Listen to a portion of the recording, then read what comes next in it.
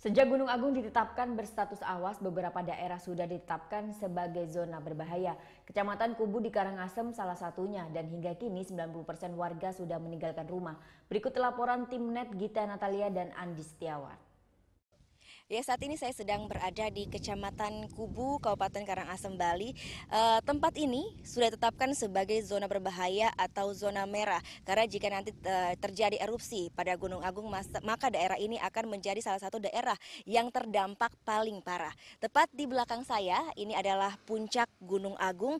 Masih terlihat banyak sekali asap kawah yang keluar sejak pagi tadi dari puncak Gunung Agung. Dan dari sini pula kita bisa melihat masih banyak sekali guratan ataupun bekas aliran lava maupun lahar dingin yang masih tertinggal di daerah sekitar gunung sini.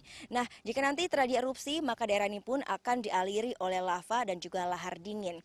Dari pantauan kami di desa-desa yang ada di sekitar sini, banyak sekali rumah-rumah yang sudah kosong dan juga ditinggalkan oleh penghuninya. Bahkan banyak sekali galian C yang menjadi mata pencarian dari masyarakat di sini sudah ditinggalkan dan juga sudah tidak dikerjakan lagi.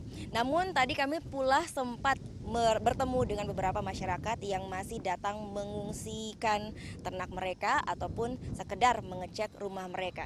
Dari data yang kami dapatkan, sekitar 90% warga di Kecamatan Kubu ini sudah meninggalkan daerah ini. Namun walaupun seperti itu, masih ada para petugas kepolisian dari Polsek Kubu yang terus menyisir daerah di sekitar sini untuk memberikan himbauan kepada masyarakat agar segera mungkin meninggalkan kawasan ini untuk mencari tempat atau lokasi aman dari dampak erupsi Gunung Agung. Nah, selain itu para polisi pun dari Polsek Kubu terus mengecek rumah-rumah yang ditinggalkan warga. Gita Natalia, Andi Setiawan melaporkan untuk NET.